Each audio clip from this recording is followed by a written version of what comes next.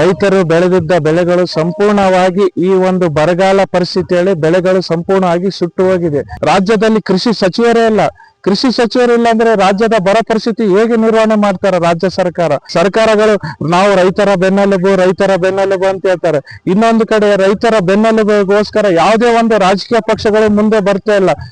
ಮೂರ್ ಸಲ ಕೆಲಸ ಮಾಡ್ತೀನಿ, ಮೂರ್ ಸಲ ಹತ್ತಿ ಬೀಜ ಇಡಿಸಿ, ಆದ್ರೆ ಬಿ ಬೆಳೆ ಕೈ ಕೊಡ್ತೀವಿ. ವರ್ಷ ಏನ್ ಮಾಡ್ಬೇಕಂತ ಅರ್ಥನೇ ಆಗ್ತಾ ಇಲ್ಲ. ಪರಿಸ್ಥಿತಿ ಬಹಳ ಭೀಕರವಾಗ್ಯದ. ಈಗ 1974 ಏನ್ ಬರಗಾಲ ಇತ್ತು ಅಂತ ಹೇಳಿದ್ರಲ್ಲ, ಅದೇ ತರ ಬರಗಾಲ ಈಗ ಪ್ರಾರಂಭ ಆಗಿದೆ. ಎಟ್ಲೀಸ್ಟ್ ಕುಡಿಯಕ್ಕೆ ನೀರ್ ಸಹ ಸಿಗ್ತಾ ಇಲ್ಲ. ಆ ನಮ್ಮನ್ನ ಪರಿಸ್ಥಿತಿ ಆಗಿದೆ. ರೈತರ ಪರಿಸ್ಥಿತಿ ಅಂತ ಹೇಳತ್ತಿರೋದಾಗಿದೆ. ಆದ್ರೆ ಮಳೆ ಬರಲಾದ ಕಾರಣ ನಾವು ಬಹಳ ರೈತರೆಲ್ಲ ಸಾಲದ ಬಾಧೆಯಿಂದ ಬಾಳಬೇಕಾಗುತ್ತಾ ಅಂತ ನಾನು ಅನ್ಕೊಂಡಿದ್ದೀನಿ ಸರ್. ಈಗ ಅದ್ರಲ್ಲಿ ಏನು ಉಳಿದಿಲ್ಲ ಸರ್. ನಿನ್ನೆ ಹೋದ ವರ್ಷ ಈ ವರ್ಷ ಹಂಗಂದ್ರೆ ಮತ್ತೆ ಒಂದು 3 ಎಕರೆ ಬಿತ್ತಿಗೆ ಆಗಿಲ್ಲ, ಏನಾಗಿಲ್ಲ. ಮತ್ತೆ 12 ಟ್ರಿಪ್ ಬಿತ್ತಬೇಕ್ರಿ.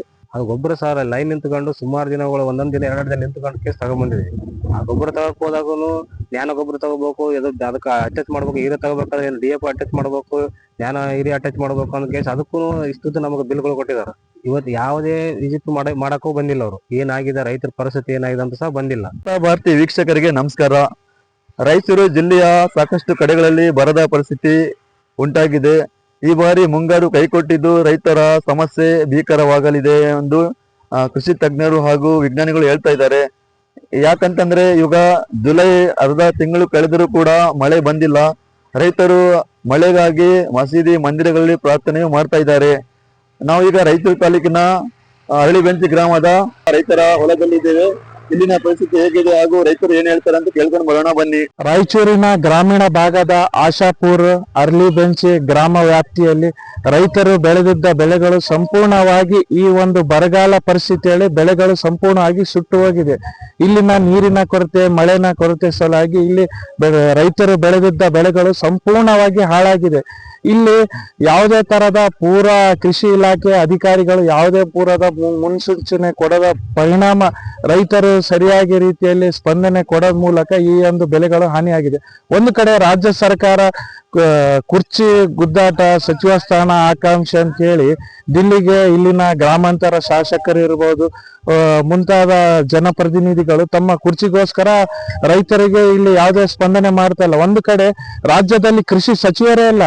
ಕೃಷಿ ಸಚಿವರಿಲ್ಲ ಅಂದ್ರೆ ರಾಜ್ಯದ ಬರ ಪರಿಸ್ಥಿತಿ ಹೇಗೆ ನಿರ್ವಹಣೆ ಮಾಡ್ತಾರೆ ರಾಜ್ಯ ಸರ್ಕಾರ? ಒಂದು ಕಡೆ ಸರ್ಕಾರಗಳು ನಾವು ರೈತರ ಬೆನ್ನೆಲುಬು ಅಂತ ಹೇಳ್ತಾರೆ.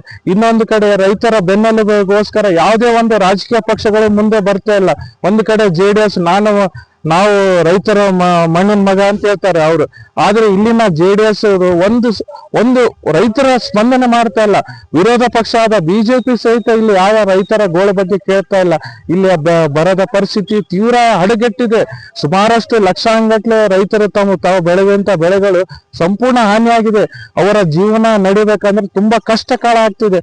ಒಂದು ಕಡೆ ಇಲ್ಲಿನ ರಾಯಚೂರು ಜಿಲ್ಲೆಯ ಸಂಸದರಿಗೆ ಬರೀ ಬೆಂಗಳೂರಲ್ಲಿ ಇರೋದಷ್ಟೇ, ದಿಲ್ಲಿಯಲ್ಲಿ ಇರೋದಷ್ಟೇ ಗೊತ್ತಿ. ಆದ್ರೆ ಇಲ್ಲಿನ ರೈತರ ಪರಿಸ್ಥಿತಿ ಗೊತ್ತೇ ಇಲ್ಲ. ಮತಕ್ಕಾಗಿ ನಾವು ರೈತರ ಪರವಾಗಿರುತ್ತಂತ ಸಂಸದರು ಹೇಳ್ತಾರೆ. ಆದ್ರೆ ಸಂಸದರು ಕನಿಷ್ಠ ತಮ್ಮ ಒಂದು ಸೌಭಾಗ್ಯ ಅಂದ್ರೆ ತಮ್ಮ ಒಂದು ಕರುಣೆ ತೋರಿಸಿ ಇಲ್ಲಿನ ರೈತರ ಬಗ್ಗೆ ಮಾತಾಡಿ, ಕೇಂದ್ರದ ಕೃಷಿ ಸಚಿವರ ಜೊತೆ ಮಾತಾಡಿ ಪ್ರತಿ ಹೆಕ್ಟೇರ್ಗೆ ಸುಮಾರು 50,000 ಕೊಡಿಸೋ ಮೂಲಕ ಇಲ್ಲಿನ ರೈತರ ಸ್ಪಂದನೆ ಮಾಡ್ಬೇಕು. ಆದ್ರೆ ಅವ್ರು ಮಾಡ್ತಾ ಇಲ್ಲ. ಅವ್ರು ಆರಾಮ್ AC ರೂಮ್ನ ಕುಂತ್ಕೊಂಡು ಇಲ್ಲ ರೈತರಿಗೆ ಬೀದಿ ಬಾಳ್ ಮಾಡ್ತಾರೆ. ಚುನಾವಣೆ ಬಂದ್ರೆ ರೈತರ ಬಗ್ಗೆ ಇಲ್ಲಿ ಬರ್ತಾರ ಮತ ಕೇಳಕ್ಕೆ. ಅವ್ರಿಗೆ ಯಾವ ನೈತಿಕತೆ ಇದೆ? ಗ್ರಾಮೀಣ ಶಾಸಕರು ಬಂದ್ ಕೇಸ್ ಇಲ್ಲ ರೈತರ ಸಮಸ್ಯೆ ಬಗೆಹರಿಸಬೇಕು. ಅವರು ಸಹಿತ ಯಾವ್ದು ಸ್ಪಂದನೆ ಮಾಡ್ತಿಲ್ಲ. ನಾವ್ ಹೇಳೋದು ಇಷ್ಟೇ, ರಾಜ್ಯದ ಸರ್ಕಾರ ಇರ್ಬೋದು, ಕೇಂದ್ರದ ಸರ್ಕಾರ ಇರ್ಬೋದು, ಕೂಡಲೇ ರೈತರಿಗೆ ಪ್ರತಿಯೊಂದು ಹೆಕ್ಟೇರ್ಗೆ 50,000 ಹೆಕ್ಟೇರ್ಗೆ ಪರಿಹಾರ ದೊರಕಿಸಬೇಕು.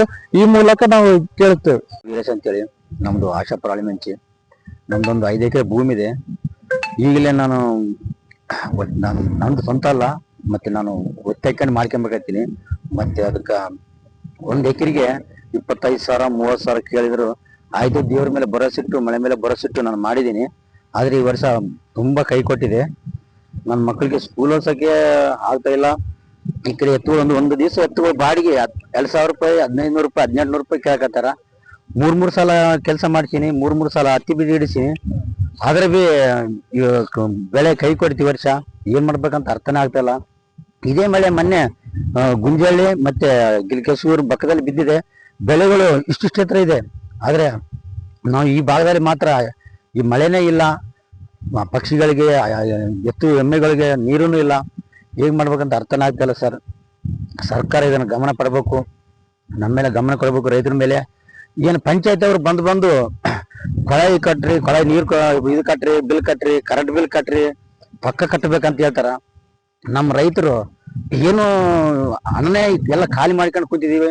ಗಂಜಿಗೆ ಹೋದ್ರೆ ಮಳೆ ಬರ್ಲಿ ರೊಕ್ಕ ಕೊಡ್ತೀವಿ ಅಂತಾರ, ಅದಕ್ಕೂ 3 ರೂಪಾಯಿ ಬಡ್ಡಿ ಹಾಕಿ ತಗೊಂತಾರ. ಆಮೇಲೆ ಅವ್ರೇನು ಪಿಕ್ಚರ್ ಕೊಡೋದಿಲ್ಲ, ಮಳೆನೇ ಇಲ್ಲ. ಏನ್ ಮಾಡ್ಬೇಕಂತ ನಮ್ ಏನೋ ಹೇಳಕ್ಕೆ ಅರ್ಥ ಆಗ್ತದಿಲ್ಲ ಸರ್. ನಮ್ಗೆ ಪೂರ ಜೀವನ ನಮಸ್ಕಾರ. ಸರ್ಕಾರ ನಮ್ಗೆ ಗಮನ ಕೊಡ್ಬೇಕು ಸರ್.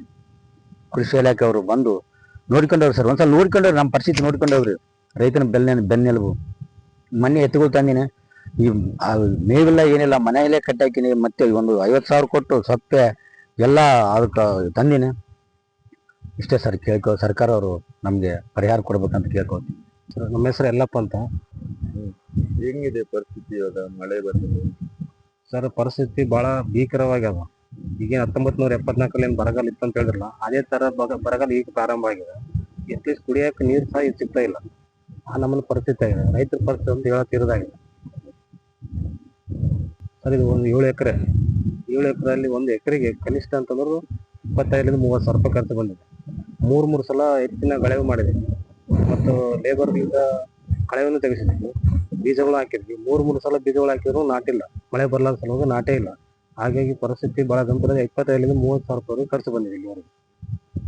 ಸ್ಟಾರ್ಟಿಂಗ್ ಮಳೆ ಬಂದಿಲ್ಲ ಅಂದ್ರೆ ಏನ್ ತೊಂದರೆ ಆಗ್ತಿರಲಿಲ್ಲ. ಪೂರ ಮಳೆ ಬಂದಿಲ್ಲ ಅಂದ್ರೆ ಬೀಜಕ್ಕಾದ್ರೂ ಉಳಿತಿತ್ತು, ಅಥವಾ ನಾವು ಲೇಬರ್ ಮಾಡೋದಾದ್ರೂ ಉಳಿತಿತ್ತು, ಎತ್ತಿನ ಗಳೆ ಉಳಿತಿತ್ತು. ಅದು ಎಲ್ಲಾನು ಬಿಟ್ಟು ಅದೇನು ಪರಿಸ್ಥಿತಿ ಮಧ್ಯದಲ್ಲಿ ನಾವು ಸಿಕ್ಕಾಕೊಂಡಿದ್ದೀವಿ. ಹಾಗೆ ರೈತರು ಏನಂದ್ರೆ ವಿಷ ಕೊಡೋದನ್ನು ಉಳ್ಕೊಂಡಿದೆ, ಅಷ್ಟು ಬಿಟ್ಟರೆ ಏನು ಉಳ್ಕೊಂಡಿಲ್ಲ ಜನರಿಗೆ. ಏನ್ ಇಷ್ಟಪಡ್ತು ಅಂದ್ರೆ ಈ ಎಕರೆಗೆ ಕನಿಷ್ಠ ನಾವು ಉಳಿಬೇಕಂತಂದ್ರೂ ಕನಿಷ್ಠ ಒಂದು ರಾಜ್ಯ ಸರ್ಕಾರ ಒಂದು 15,000 ರೂಪಾಯಿ, ಕೇಂದ್ರ ಸರ್ಕಾರ ಒಂದು 15,000 ರೂಪಾಯಿ, ಕನಿಷ್ಠ 30,000 ರೂಪಾಯಿ ಏನಾದ್ರು ಒಂದು ಎಕರೆಗೆ ಕೊಟ್ರೆ ರೈತರು ಏನಾದ್ರು ಅಟ್ಲೀಸ್ಟ್ ಇದು ನಷ್ಟದಿಂದ ಮಾತ್ರ ಉಳಿಬಹುದು. ಬದುಕೋದು ಈಗ ಎಲ್ಲೇ ದುಡ್ಕೊಂಡು ಬದುಕ್ತೀವಿ ನಾವು, ಬಟ್ ಅಟ್ಲೀಸ್ಟ್ ನಾವು ಖರ್ಚು ಮಾಡಿದಾದ್ರು ಕೊಟ್ರೆ ನಾವು ರೈತರಿಗೆ ಅನುಕೂಲ ಆಗ್ತದೆ ಅಂತ ನಾವು ಸರ್ಕಾರ ಒತ್ತಾಯ ಮಾಡುತ್ತೀವಿ. ಸರ್ ನಮ್ಮ ಹೆಸರು ಮಹೇಂದ್ರ ಅಂತ. ನಾವು ಇಲ್ಲೇ ನಮ್ಮ ಅರಳಿಬೆಂಚಿ ಗ್ರಾಮ, ರಾಯಚೂರು ತಾಲೂಕು. ಸಮಸ್ಯೆ ನಮ್ದು ರೈತರ ಸಮಸ್ಯೆ ಕೇಳೋರು ಯಾರು ಸರ್? ಈಗ ನಾವು 7-8 ಎಕರೆ, ಒಂದು 10 ಎಕರೆ ಭೂಮಿ ಇರ್ತಾರೆ ನಮ್ಗೆ. ಈಗ ಎತ್ತುಗಳು, ಎಮ್ಮೆಗಳು, ಈಗ ಮಳೆ ಬಂದ್ರೆ ನಮ್ಗೆ ಇವಾಗ ಸದ್ಯ ಪರಿಸ್ಥಿತಿ ಅಂತಂದ್ರೆ ಎತ್ತುಗಳಿಗೂ ಮೇವು ಇರ್ಲಾರ್ದಂಗ ಆಗೈತೆ. ಈಗ ಎತ್ತುಗಳು ಎಲ್ಲೇನು ಮೇವು ತರಬೇಕಂತಂದ್ರೂ ಬಹಳ ಕಷ್ಟ ಆಗ್ಯಾವ. ಈ ಮಳೆ ಸಮಸ್ಯೆಯಿಂದ ನಾವು 3 ವೆರೈಟಿ ಸರ್. ಒಂದು ಸರ್ತಿಗೆ 1 ಎಕರೆ ಬೀಜ ಇಡ್ಬೇಕಂತಂದ್ರೆ ಸುಮಾರು 3,000 ಖರ್ಚಾಗುತ್ತೆ ಸರ್. ಹಂಗಾಗಿ ನಾವು 3 ವೆರೈಟಿ ಇದ್ರಿಂದ 1 ಎಕರೆಗೆ 10,000 ಬೀಜ ಲೇಬರ್ಗೆ ಆಗೈತೆ ಸರ್. ಈಗ ಮಳೆಯಿಂದ ಬಹಳ ಸಮಸ್ಯೆ ಆಗೈತೆ ಸರ್. ಜೀವನ ಬಹಳ ಕಷ್ಟ ಆಗ್ಯದ. ಹೋದ ವರ್ಷದ್ದು ಏನೋ ಉಳಿಸ್ಕೊಂಡದ್ದು ಈ ವರ್ಷ ಹಾಕಿ ನಾವ್ ಏನೋ ಬದುಕಕ್ಕೆ ಜೀವನ ಮಾಡ್ಬೇಕಂತ ನಾವು ಅನ್ಕೊಂಡಿದ್ವಿ. ಆದ್ರೆ ಮಳೆ ಬರ್ಲಾದ ಕಾರಣ ನಾವು ರೈತರೆಲ್ಲ ಸಾಲದ ಬಾಧೆಯಿಂದ ಬಾಳ್ಬೇಕಾಗುತ್ತಾ ಅಂತ ನಾನು ಅನ್ಕೊಂಡಿದ್ದೀನಿ ಸರ್. ಏನ್ ಹೇಳ್ರಿ ಸರ್, ಅತಿಕಾಳ ಇಟ್ಟಿವಿ, ಏನೇನ್ ಬಂದಿಲ್ಲ, ನಾಟೇ ಇಲ್ಲ ಹೊಲಗಳು. ಅಲ್ಲೊಂದು ಮೊಳಕೆ ಇಲ್ಲೊಂದು ಮೊಳಕೆ ಕಾಣ್ತಾವ್ರಿ. ಅದೇ ರೀ ಏನ್ ಮಾಡ್ಬೋದು. ಎಷ್ಟು ಎಕರೆ ಬೆಳೆದ್ರಿ? ಎಷ್ಟ 5 ಎಕರೆ ಅದ, 5 ಎಕರೆ ಅದ. ಅಲ್ಲೊಂದು ಮೊಳಕೆ ಇಲ್ಲೊಂದು ಮೊಳಕೆ ಅದ ಸರ್. ಎಷ್ಟು ಖರ್ಚಾಗಿದೆ? 1 ಎಕರೆಗೆ ಎಷ್ಟು ಖರ್ಚಾಗಿದೆ ನಿಮ್ಗೆ ಇದುವರೆಗೆ ಸರ್? ಒಂದು 50,000 ಕೊಡ್ತಾ ಇದ್ರಿ. ಇವಾಗ ಬೀಜ ಒಂದು 10,000 ರೂಪಾಯಿ ಬೀಜ ತಂದಿವ್ರಿ. ಹಸನ್ ಮಾಡಾಕ ಗಿಸನ್ ಮಾಡಾಕ ಎಲ್ಲ ಜಗ್ಗಿ ಆಗ್ಯದ. ಗಳೆ ಹೊಡ್ಯಾಕ 2,000 ರೂಪಾಯಿ ರೀ ಬಾಡಿಗೆ. ಒಂದ್ ದಿವ್ಸಕ್ಕೆ 2,000. ಈಗ ಗಂಭೀರ ಆಯ್ತು. ಅಲ್ಲೊಂದು ಮೊಳಕೆ ಇಲ್ಲೊಂದು ಮೊಳಕೆ ಅದ್ರಿ. ಏನ್ ಕೆಡ್ಸೋದ್ರಿ, ಆಯ್ತು ಬೆಳೆ ಹೋಯ್ತ್ರಿ ಸರ್. 1 ಎಕರೆ ಇಟ್ಟಿದ್ರೆ 1.5 ಲಕ್ಷ ರೂಪಾಯಿ ಖರ್ಚು ಬಂದದ್ರಿ. ಅದು ರೇಟು 47,000 ರೂಪಾಯಿ ಹೋದ್ರೆ 80,000 ರೂಪಾಯಿ ಆಗ್ಯದ್ರಿ. 1.5 ಲಕ್ಷ ಖರ್ಚು ಮಾಡಿದ್ದ ಅದು ಮೆಣಸಿನ್ಕಾಯಿ. ಈಗ ಅದ್ರಲ್ಲಿ ಏನು ಉಳಿದಿಲ್ಲ ಸರ್. ನಿನ್ನೆ ಹೋದ ವರ್ಷ, ಈ ವರ್ಷ ಹಂಗಂದ್ರೆ ಮತ್ತೆ ಮುಂದೆ 3 ಎಕರೆ ಬಿತ್ತೀವಿ, ಬಿತ್ತಿಗೆ ಆಗಿಲ್ಲ, ಏನಾಗಿಲ್ಲ. ಮತ್ತೆ 2 ಟ್ರಿಪ್ ಬಿತ್ತಬೇಕ್ರಿ. ಮತ್ತೆ ಏನ್ ಮಾಡ್ತಾನೆ, ಮಳೆ ಇಲ್ಲ ಏನಿಲ್ಲ, ಹೆಂಗ್ ಮಾಡ್ತದೇನ್ರಿ? ಇನ್ನು ಮತ್ತೆ ಒಂದ್ಸಲ ಬಿತ್ತಬೇಕಂದ್ರೆ ಬೀಜ ಬಿತ್ತನೆ ಎಲ್ಲ ತಂದು ಇಟ್ಟಿದೀವ್ರಿ. ಮತ್ತೆ 2 ಟ್ರಿಪ್ಗೆ ಏನ್ ಮಾಡ್ತದೇನ್ರಿ? ಇವಾಗ ಗಿಡಗಳು ಸದ್ಯ ಹೆಂಗ ಇದೆ? ಏನಿಲ್ಲ, ನಾಟಿಗೆ ಆಗಿಲ್ಲ. ಅಲ್ಲೊಂದು ಎದಕ್ಕೆ ಬರಲ್ಲ ಕೆಲ್ಸಕ್ಕೆ. ಸಾಲನ ಅಲ್ಲೇ ಟೆರಿಸನ್ ಇದ್ರೆ ಹಂಗನ ಹಾಕೈತ್ರಿ. ಏನು ಬೀಜನೇ ಕಾಣವಲ್ಲ. ಹೆಂಗಂದ್ರೆ ಹೆಂಗ್ ಮಾಡಕ್ರಿ? ನಷ್ಟ ಪರಿಹಾರ ಕೊಟ್ರೆ ಬೇಸೈತೆ ರೈತರಿಗೆ. ಎಕರೆಗೆ ಒಂದಿಷ್ಟು ಹಾಕಿರೋನ ಬೇಸೈತೆ. ಗೊತ್ತಿನವ್ರಿಗೆ ಅವ್ರು ಇದರಂತ ಗೊತ್ತಿಲ್ಲ, ಅದರಂತ ಗೊತ್ತಿಲ್ಲ. ಒಂದು ದಿನ ಆದ್ರೂ ಒಂದು ಕಡೆ ಆದ್ರೂ ಬಂದೇ ಇಲ್ಲ ಅವರು. ಇವತ್ತು ಯಾವುದೇ ವಿಸಿಟ್ ಮಾಡಕ್ಕೂ ಬಂದಿಲ್ಲ ಅವರು. ಏನಾಗಿದೆ, ರೈತರ ಪರಿಸ್ಥಿತಿ ಏನಾಗಿದೆ ಅಂತ ಸಹ ಬಂದಿಲ್ಲ. ಅಟ್ಲೀಸ್ಟ್ ಗೊಬ್ಬರಗಳು ಸಿಗ್ತಾವ, ಅದು ಸಿಗ್ತಾವ ಅಂತ ಸಹ ಹೇಳಕ್ಕೂ ರೆಡಿ ಇಲ್ಲ ಅವರು. ಅದು ಗೊಬ್ಬರ ಸರ್ ಲೈನ್ ನಿಂತ್ಕೊಂಡು ಸುಮಾರು ದಿನಗಳು ಒಂದೊಂದ್ ದಿನ 2 ದಿನ ನಿಂತ್ಕೊಂಡು ಕೇಸ್ ತಗೊಂಡ್ಬಂದಿದ್ವಿ. ಆ ಗೊಬ್ಬರ ತಗೋಕ್ ಹೋದಾಗೂ ಜ್ಞಾನ ಗೊಬ್ಬರ ತಗೋಬೇಕು, ಅದಕ್ಕೆ ಅಟ್ಯಾಚ್ ಮಾಡ್ಬೇಕು, ಹೀರೆ ತಗೋಬೇಕಾದ್ರೆ DAP ಅಟ್ಯಾಚ್ ಮಾಡ್ಬೇಕು, ಜ್ಞಾನ ಹೀರೆ ಅಟ್ಯಾಚ್ ಮಾಡ್ಬೇಕು ಅನ್ನೋ ಕೇಸ್ ಅದಕ್ಕೂ ಇಷ್ಟು ನಮಗೆ ಬಿಲ್ಗಳು ಕೊಟ್ಟಿದ್ದಾರೆ. ಇವತ್ತಿವರೆಗೂ ಕೃಷಿ ಅಧಿಕಾರಿಗಳು ರೈತರಿಗೆ ಯಾವುದೇ ರೀತಿಯಿಂದ ಸಪೋರ್ಟ್ ಆಗಿ ನಿಂತಿಲ್ಲ. ಬೇರೆ ಬೆಳೆ ಬೆಳಿಬೇಕಂದ್ರೂ ಸಹ ಮಳೆ ಬೇಕಲ್ಲ ಸರ್. ಮಳೆ ಇಲ್ಲ ಅಂದ್ಮೇಲೆ ಯಾವ ಬೆಳೆನೂ ಇಲ್ಲ. ಮನುಷ್ಯರೇ ಬದುಕೋದೇ ಕಷ್ಟ ಆಗಿದೆ. ಈಗ ಪ್ರಾಣಿ ಪಕ್ಷಿಗಳು ಕುಡಿಯಕ್ ನೀರಿಲ್ಲ ಅಡವಿಯಲ್ಲಿ.